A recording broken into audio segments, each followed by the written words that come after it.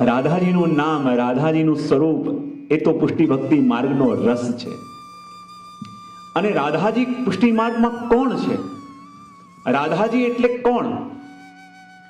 રાધાજીના ગુણગાન તો આપણે બધા બહુ ગાઈએ છીએ, રાધાજીની ચર્ચા પણ ઘણી જગ્યાએ થાય, પણ રાધાજીનું દર્શન કરવાજી એટલે રાધા એટલે કોણ? ચાહે આપણા આચાર્યો કહે ને કે રાધાજીનું ગુણગાન સાંભળવાનો અવસર થાય, તેનો મતલબ શું? દયાનંદભાઈ બહુ સુંદર વાત કરી કે જગત જપે નૃપ નામ, રયો જસ સગડે ફેલી. જગત જપે નૃપ નામ, રયો જશ સગડે ફેલી, પણ પટરાણીનું નામ લહે જે રહે રંગ મહેલી. હવે જુઓ, બહુ મોટો કોઈ રાજા હોય તો એ રાજાના ગુણગાન તો દુનિયાના બધા લોકો ગાઈ શકે, કારણ કે બધા એને જુએ છે, બધા એને મળે છે, બધા એને ઓળખે છે. તો રાજા જોવામાં કેવા લાગે છે, એની અંદર શું ક્વોલિટીઝ છે, એ રાજાના ગુણગાન તો બધા ગાય, પણ શું રાણીના ગુણગાન બધા ગાઈ શકે? કારણ કે રાણી તો પડદામાં રહેવા વાળા છે, રાણી તો દરેકની સામે આવતા નથી. તો રાજાના ગુણગાન તો બધા ગાય, પણ રાણીના ગુણગાન એ જ ગાઈ શકે જેને રાજાએ પોતાના અંતઃપુરની અંદર એન્ટ્રી આપી હોય. તો એમ ભગવાન કોણ છે? બોલે ભગવાન તો પેલા રાજા જેવા છે, જેને બધા જોઈ શકે, જેને બધા મળી શકે, જેના દર્શન બધા કરી શકે, જેના ગુણગાન ગાઈ શકે. પણ રાધાજી કોણ છે?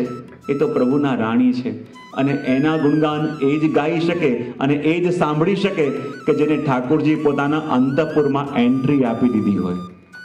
અને આજે તમે બધા રાધાજીના ગુણગાન સાંભળવા બેઠા છો, તો એક ખાતરી તો માનજો કે તમારો પ્રવેશ ખાલી અહીંયા નહીં, પ્રભુના અંતઃપુરમાં પણ થઈ ચૂક્યો છે. પ્રભુને તમારા ઉપર વિશ્વાસ થયો છે, પ્રભુએ તમારી ઉપર ભરોસો કર્યો છે, ત્યારે શ્રી રાધાજીનું ગુણગાન સાંભળવાનો અવસર મળે. રાધા એટલે કોણ?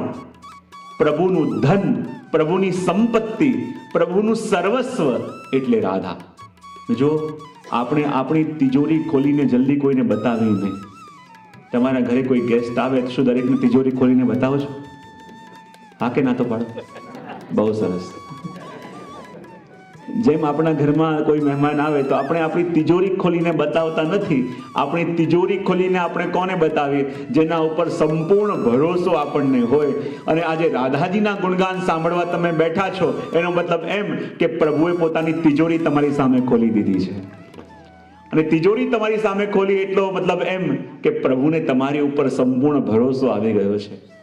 પ્રભુએ તમને પોતાના માન્યા છે, પ્રભુએ તમારા ઉપર પોતાની કૃપાના કળશ ઢોળ્યા છે. એના વિના રાધાના ગુણગાન સાંભળવા બેસી ન શકાય.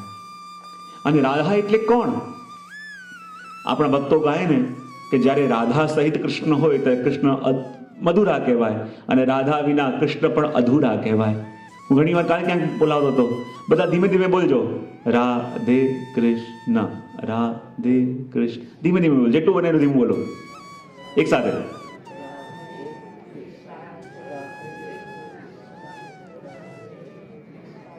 એક એક શબ્દ છૂટા પાડીને બોલો, ભાઈ શું સંભળાય છે વિચાર કરો. રાધે કૃષ્ણ, રા. એક સાથે બોલો બધા. શું સંભળાય છે એમાં ધ્વનિ? રાધે કૃષ્ણ. જ્યારે રાધાજી સહિત તમે કૃષ્ણનું નામ બોલો તો શું સંભળાય? રા દે કૃષ્ણ. આપણે પ્રભુને કહેતા હોય ને, જીવનમાં મને માર્ગ બતાવો, જીવનમાં મને મારો રસ્તો બતાવો, જીવનમાં મને મારી રાહ બતાવો. તો એ રાહ પ્રભુ ક્યારે બતાવે? કે જ્યારે રા દે કૃષ્ણ, રા દે કૃષ્ણ. રાધાજી સહિત કૃષ્ણનું જ્યારે નામનું રટન થાય ત્યારે બોલતા ભલે આપણે હોઈએ કે રાધે કૃષ્ણ, પણ સંભળાય પ્રભુને રા દે કૃષ્ણ. રાહ આપો પ્રભુ, રાહ રસ્તો બતાવો પ્રભુ. તો રાધાજી સહિત કૃષ્ણ બોલીએ તો રાધે કૃષ્ણ, અને એમાંથી રાધા લઈ લઈએ, રા લઈ લઈએ તો શું થાય? આધે કૃષ્ણ, આધે કૃષ્ણ, આધે કૃષ્ણ. રાધા જાય તો આધે કૃષ્ણ, અને રાધા ભળે તો રાધે કૃષ્ણ.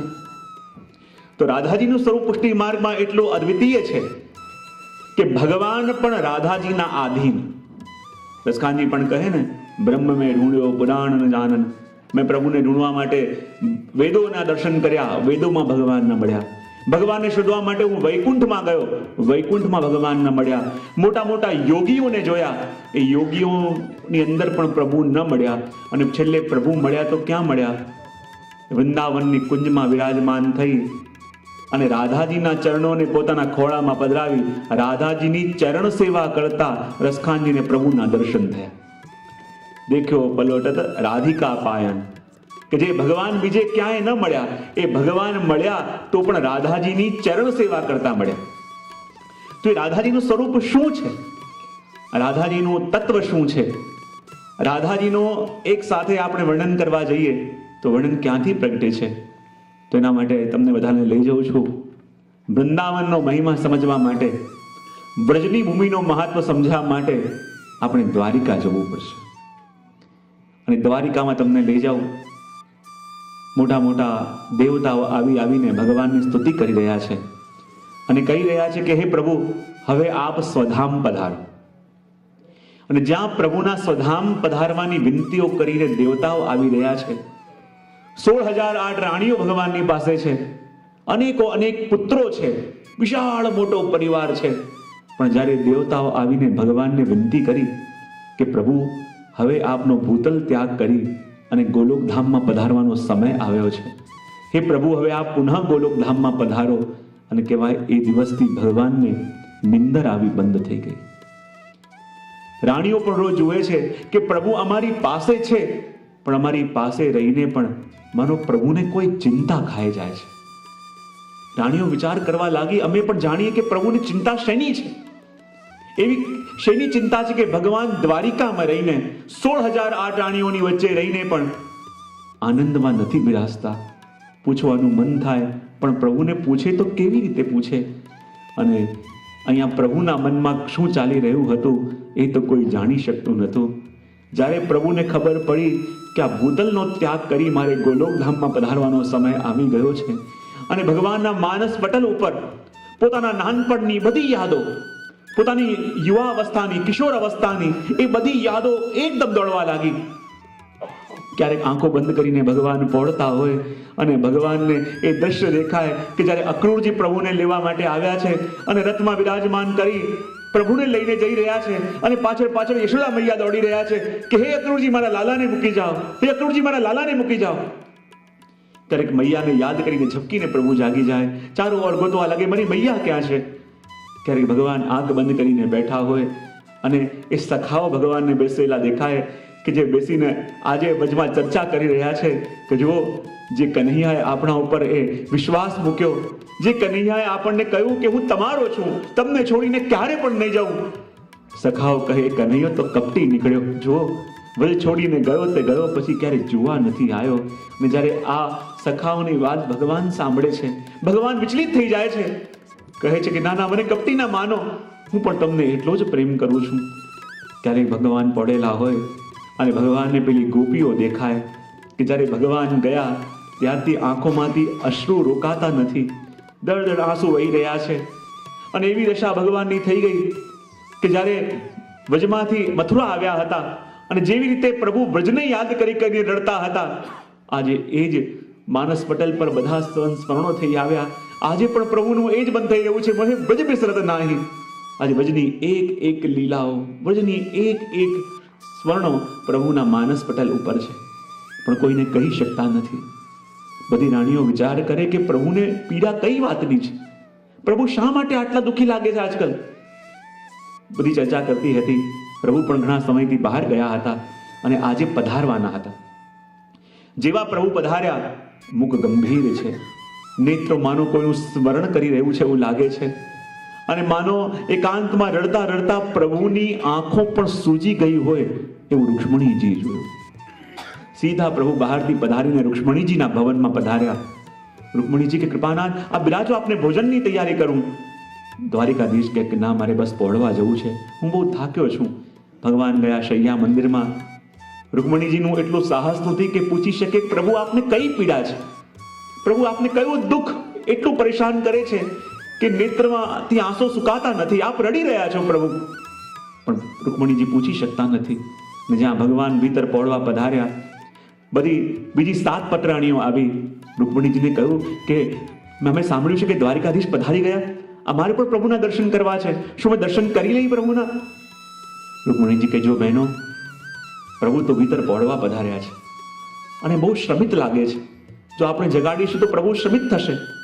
7 પટરાણીઓ કહેવા લાગી કે જો અમે તો ખાલી દર્શન કરવા માંગીએ છીએ, જો આપ આજ્ઞા આપો તો ખાલી નયન ભરીને દર્શન કરી લઈએ, જેથી અમને તૃપ્તિ થાય, પછી ભલે અમે ચાલ્યા જઈશું. બોલે ઠીક છે. રૂકમણીજી 7 પટરાણીઓને લઈને ભીતર આવ્યા, જ્યાં પ્રભુ પહોળી રહ્યા છે. ને જ્યાં પ્રભુને પહોળતા જોયા, પહોળતા પહોળતા પ્રભુનું મુખ એકદમ ગંભીર થવા લાગ્યું. પ્રભુ પહોળેલા છે અને આંખમાંથી અશ્રુધારા વહી રહી છે. ને જ્યાં પ્રભુને રડતા જોયા, બધી રાણીઓ વિચલિત થઈ ગઈ કે પ્રભુને શું થઈ રહ્યું છે. પણ એ વખતે પ્રભુનું મન હતું વૃંદાવનમાં, અને એ દ્રશ્ય પ્રભુ યાદ કરતા હતા કે જ્યારે અક્રૂરજી પ્રભુને લઈને મથુરા જતા હતા, ને જેવો રથ પ્રભુનો ચાલી રહ્યો છે, શું જોયું? સામે રાધાજી ઊભા છે. ને જ્યાં રાધાજીને જોઈને પ્રભુ રથ રોકાવ્યો, નીચે ઉતર્યા. સૌથી પહેલા પોતાની વેણુ લઈને રાધાજીના હાથમાં આપી અને કહ્યું, રાધા, મારી બાંસુરીની અંદર જો હું કોઈનું નામ પોકારતો હતો તો હે રાધા તમને પોકારતો હતો.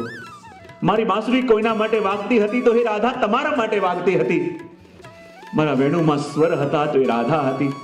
જ્યારે હવે હું એટલી દૂર જઈ રહ્યો છું જ્યાં બધું હશે પણ મારી રાધા સાથે નહીં હોય, અને મારી વાંસુરી વાગે છે તો માત્ર રાધા માટે વાગે છે. હવે હું દૂર જઈને આ વેણુ કોના માટે વગાડીશ? એ રાધા, આ વેણુ આજથી હું આપને સોંપું છું. પ્રભુની આંખોમાં પણ અશ્રુ છે, રાધાજીની આંખોમાં પણ અશ્રુ છે, પણ પોતાની અંદર શું ભાવ ચાલી રહ્યા છે રાધાજી વ્યક્ત કરી શકતા નથી.